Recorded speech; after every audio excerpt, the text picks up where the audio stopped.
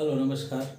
स्वागत है आप लोगों का आरसी क्लास के मैथ्स की क्लास में, जहां हम लोग आज 10th क्लास के बहुपद को जानेंगे। आइए सीधे आते हैं टॉपिक पे हम लोग बहुपद को समझते हैं। क्योंकि अगला ये जो चैप्टर है हमारा, ये बिना इसके बेसिक के हम लोग ज़्यादा इसको एक्सप्लेन नहीं कर पाएंगे। किसी भी क्वेश्चन को सॉल्व करने के लिए सबसे पहले उसका बेसिक जानना बहुत ज़रूरी है। थोड़ा सा टाइम लगेगा, थोड़ा सा वक्त आप दीजिए। इन कुछ टर्म्स को हम लोग क्लियर करेंगे, इन पॉइंट्स को हम लोग क्लियरिफाई करेंगे। इन पॉइंट्स को जैसे ही हम क्लियरिफाई करेंगे, ये जो पॉलिनोमियल्स है वो हमारे लिए इजी होता चला जाएगा। तो आइए सबसे पहले हम समझते हैं कि हमारा जो बहुपद है वो है क्या, इसको हम लोग कैसे एक्सप्लेन कर पाएंगे। देखिए, बहुपद या फिर इसको जो इंग्लिश में हम लोग बोलते हैं पॉलिनोमियल्स, पॉली और नोमियल।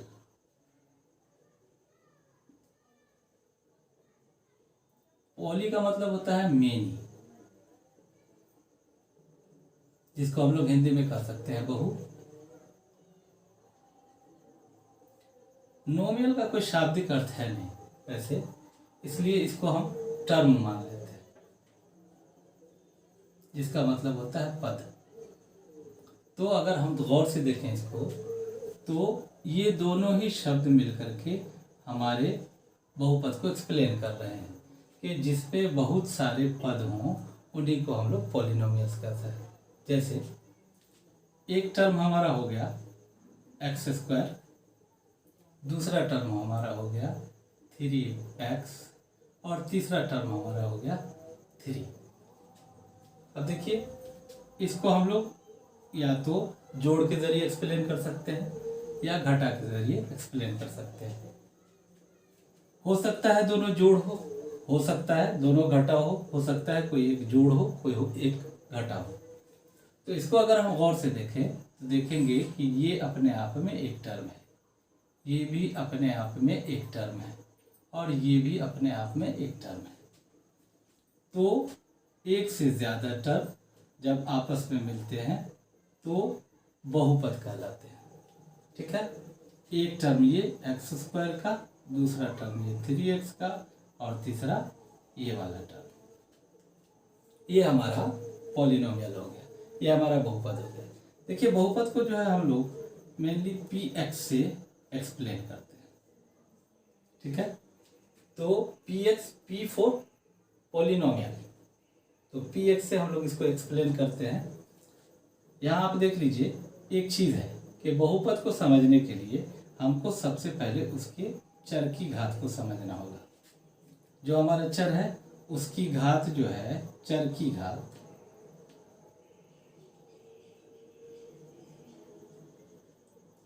चर की घात जो है वो हमारा धनात्मक पूर्णांक होना चाहिए।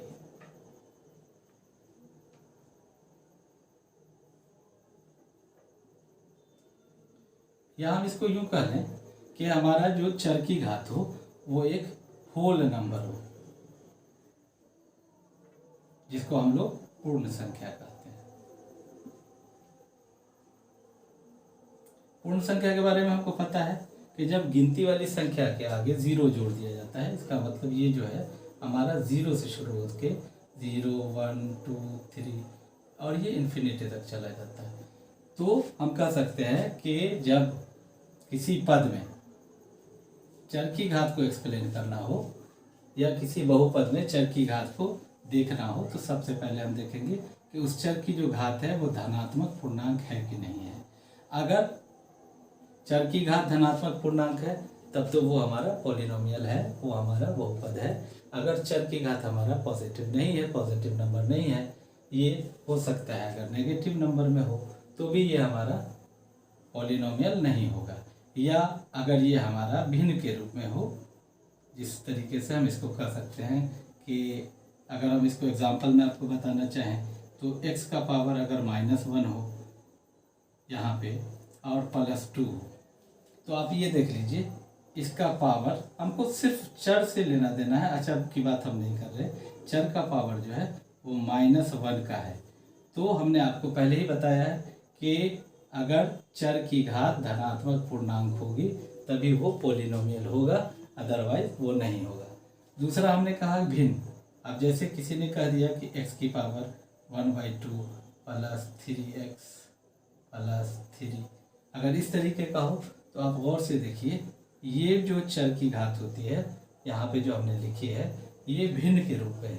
अगर भिन्न के रूप में भी होगा तो ये हमारा पॉलिनोमियल नहीं होगा।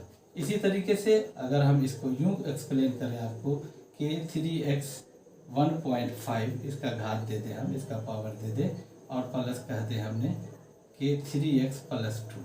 अब ये जो है, ये जो इसकी घात है वो हम देख रहे हैं कि वो दशमलव में है। तो अगर कोई भी पॉलिनोमियल के या किसी भी टर्म के ऊपर में अगर आपका नेगेटिव कोई पावर होता है या भिन्न के रूप में कोई पावर होता है या 1.5 मतलब दशमलव के रूप में होता है तो ये हमारा पॉलिनोमियल नहीं होगा। इसी तरीके से अगर हम बात कर लें, यहाँ देखें 3x² प्लस 2x प्लस 5, अगर हम इसको गौर से देखें तो हम देख रहे हैं कि ये हमारा पॉलिनोमियल है, क्योंकि ये जो चर है इसकी घात 2 है, ये जो चर है इसकी घात 1 है। यहीं पे अगर हम ये यूँ कर लें कि 3x² प्लस 2 और इस रूट को हम दे दें और यहाँ पे x दे दें, फिर यहाँ पे लिख दें 5, तो आप यहाँ देखिए ये जो चर है इसकी घात 2 की है, ये जो चर है इसकी घात यहाँ 1 की है। हमने आपको बार बार कहा है कि पॉलिनोमियल को पहचानने के लिए हमको सिर्फ और सिर्फ चर के बारे में बात करनी है और उसके साथ जो नंबर्स होते हैं उन नंबर से हमारा कोई लेना देना नहीं होता है, तो हम कहते हैं कि भैया ये हमारा पॉलिनोमियल हो गया।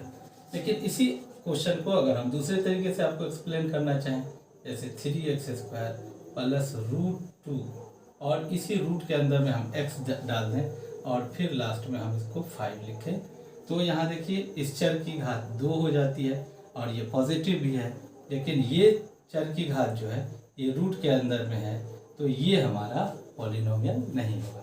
इसी तरीके से हम कह सकते हैं कि जब चर की घात हमारी नेगेटिव होती है तो वो पॉलिनोमियल नहीं होता है। चर की घात अगर भिन्न में होती है तो वो भी हमारा पॉलिनोमियल नहीं होता है। इसी तरीके से अगर हमारा चर किसी रूट के अंदर में होता है, वो अपने नंबर को एक्सप्लेन नहीं कर पाता है, तो उसको भी हम पॉलिनोमियल नहीं मानते। तो ये तो हो गया हमारा पॉलिनोमियल की पहचान की बात।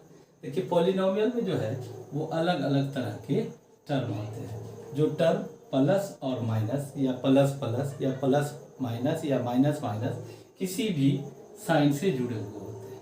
यहीं पे अगर हम इसको एक्सप्लेन कर लें, ये देखिए x² प्लस 3x, इसको हम पॉलिनोमियल बोलेंगे।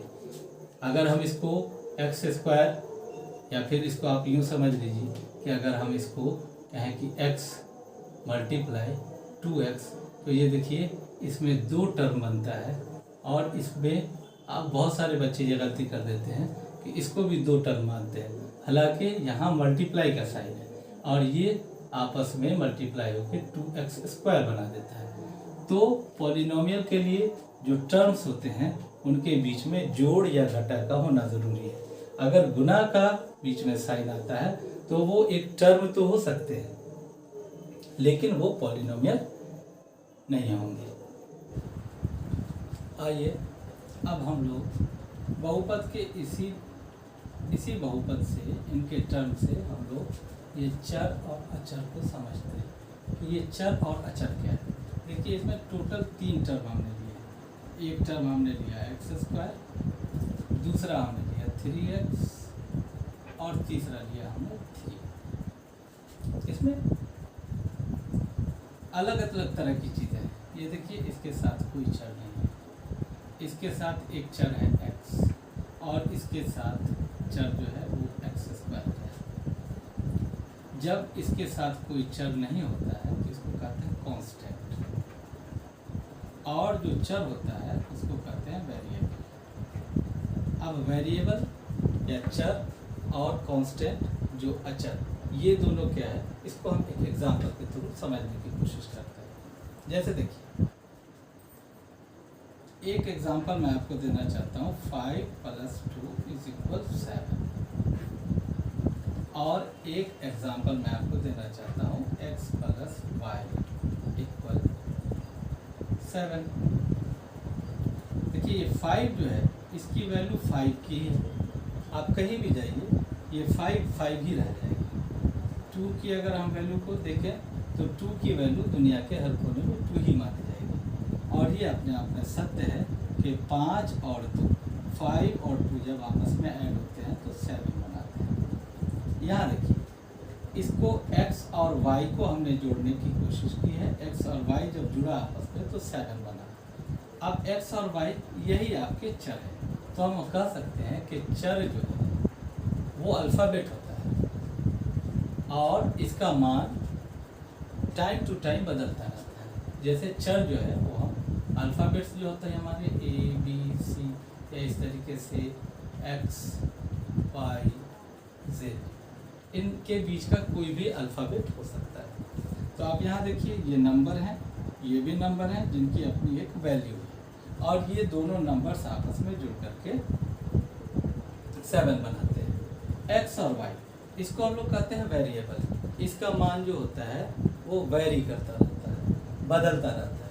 हो सकता है इसको अगर एक्सप्लेन करने के लिए अलग अलग आदमी कोशिश करे तो वो यूँ कह सकता है इसको कि 2 और 5 इन दोनों को हम ऐड करेंगे तो 7 बनेगा। अगर यहीं पे कोई दूसरा आदमी कहता है कि भैया 1 और 6 इस दोनों को अगर हम ऐड करें तो 7 बनेगा।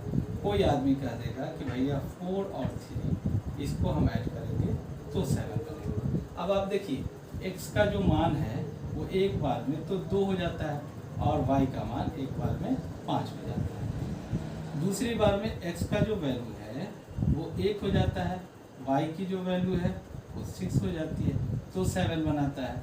यही x की वैल्यू तीसरे टाइम में 4 हो जाती है और y की वैल्यू तीसरे टाइम में 3 हो जाती है। तो 4 और 3 ये दोनों आपस में मिलकर के 7 बनाते हैं।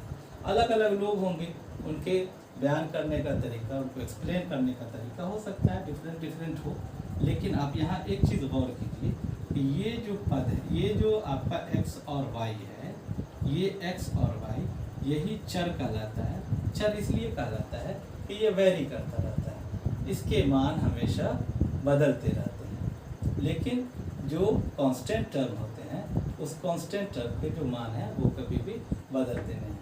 तो चर और अचर इन दोनों को हम समझते हैं कि आपने बेहतर तरीके से समझ लिया होगा। अब आते हैं पद की बात करते हैं। इसी में जो है इसी इक्वेशन को हम एक बार और सॉल्व करने की कोशिश करते हैं। देखिए x² प्लस 3x प्लस 3, अगर हम इसमें पद की बात करें तो ये अपने आप में एक पद है, ये अपने आप में एक पद है, ये अपने आप में एक पद है। इसको हम शॉर्ट कर लेते हैं। हम क्या करते हैं x² प्लस 3x रख देते हैं, ठीक है। ये अपने आप में एक पद है, ये अपने आप में एक पद है।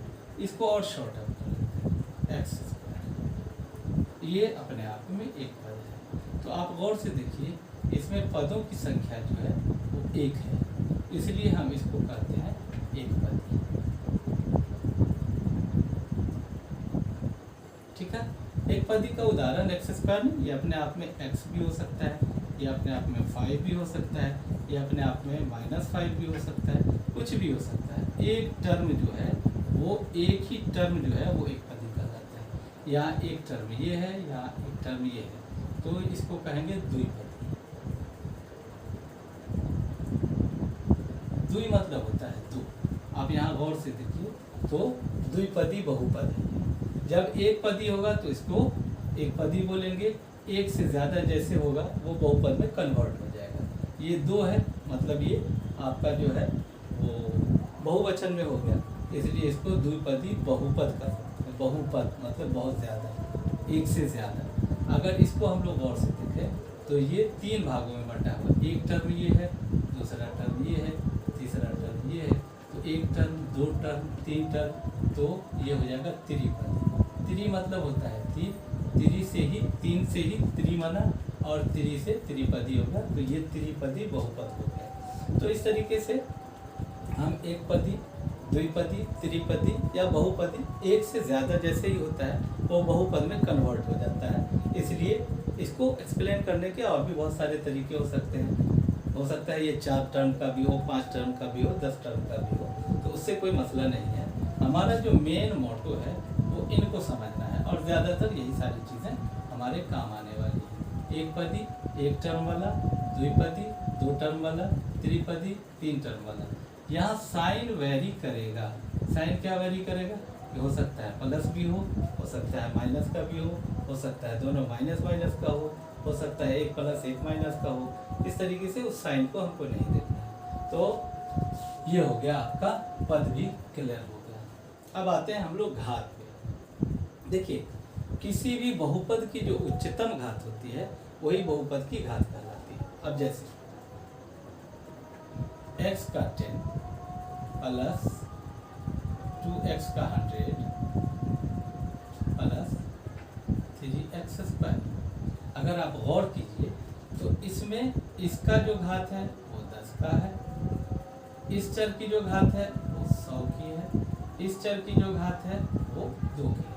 अब जाहिर सी बात है 2 जो है वो 10 से छोटा है और 10 जो है वो 100 से छोटा है।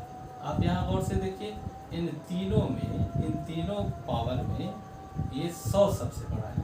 इसलिए हम कह सकते हैं कि ये जो बहुपद है इसकी घात 100 है। मतलब कुल क्या, इसको अगर हम समझना चाहें तो कोई भी अगर आपका बहुपद हो, बहुपद की जो उच्चतम घात होती है, जो उसकी सबसे बड़ी घात होती है, वही बहुपद की घात कहलाती है।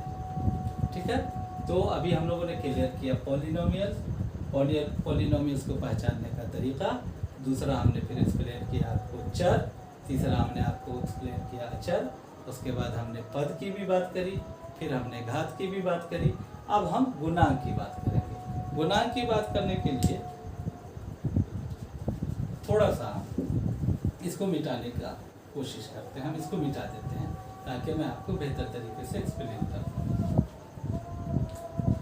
जैसे यहाँ देखिए, हमने लिखा 2x square plus 3x plus 5।